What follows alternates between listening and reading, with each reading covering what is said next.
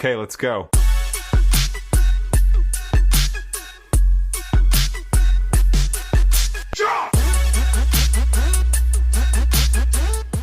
Pampanga. Ay, may sasakyan ka likod. Uy, kumatras siya. Gumubutik. Sino ko lang tingin. Wala bang backup camera to? Meron na yun. Inatakpan na cellphone.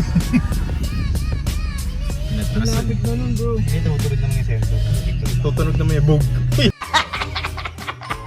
Yo, what's up mga kabroski? This is my very first vlog and samahan nyo kami sa mga lakad namin. Wala tayong ibang gagawin dito kung hindi mag-aksaya ng oras ng isa't isa. So let's go! Bigla ang lakad to, wala to sa plano. So mas okay to kasi mas natutuloy yung mga ganitong klase ng lakad. Di katulad ng tropa mong architect na lahat ng lakad nyo drawing. Oh my God! Bumiyahe nga pala kami from Bacoor, Cavite papuntang Lipa. So ang plano is wala. De, joke lang, meron talaga. So may pipick-upin kami sa may Lipa. Di pa sure kung anong pipick-upin namin. Ito si Julian yung naka-black. Siya yung may pipick-upin. Pero I have an idea kung ano na yun.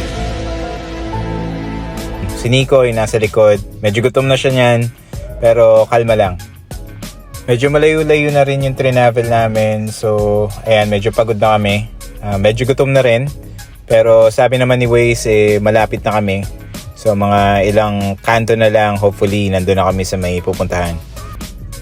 At dahil mababait kami, sinigurado namin nagpaalam kami bago kami umalis. Kanya-kanyang paalam kami. Basta ako, ang paalam ko, sabi ko may bibilin lang ako sa malapit. So ayun na, umabot kami sa Batangas.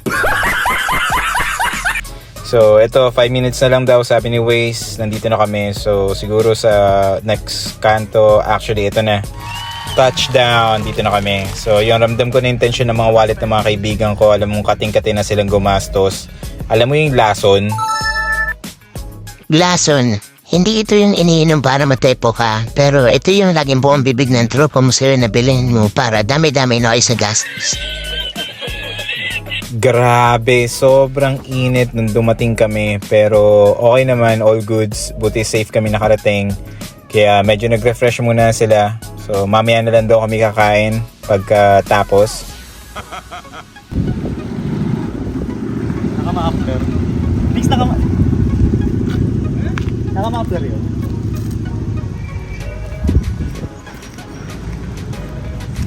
Naalala ko yung mga bilin sa amin ng mga parents namin. Sabi nila, make good choices in life.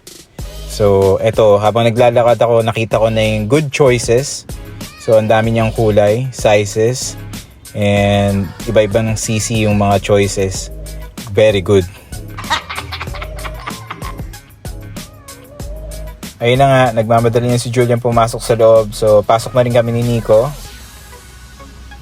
Yon, welcome to paradise. Oh my god, ang ganda ng mga Vespa dito. Iba-iba ng variant, iba-iba ng colors, iba-iba ng CC din.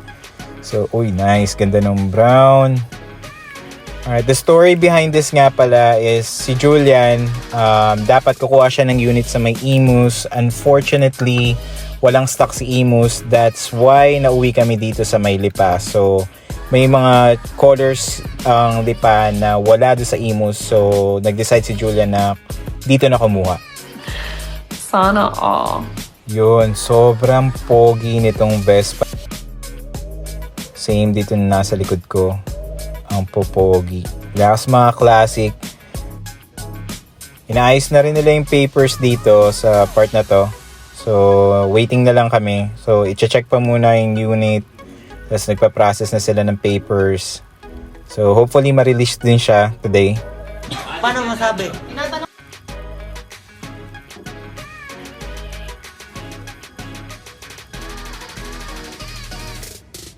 Yan, malapit na raw kaming matapos. Konti na lang, fill up na lang ng papers. Tapos checking unit, tapos alis na.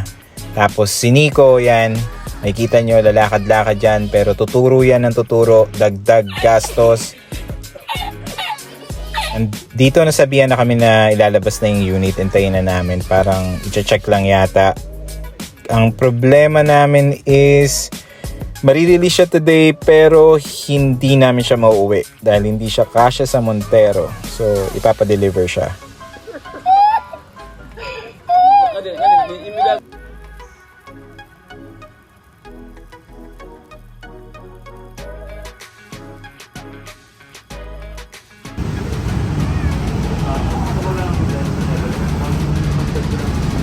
Yun, so ito yung napili ni Julia na beige na Primavera. So, nice. Ang ganda ng kulay. Sobrang ganda talaga ng Vespa. Ikutan natin. Never gets old. Napaka-classic.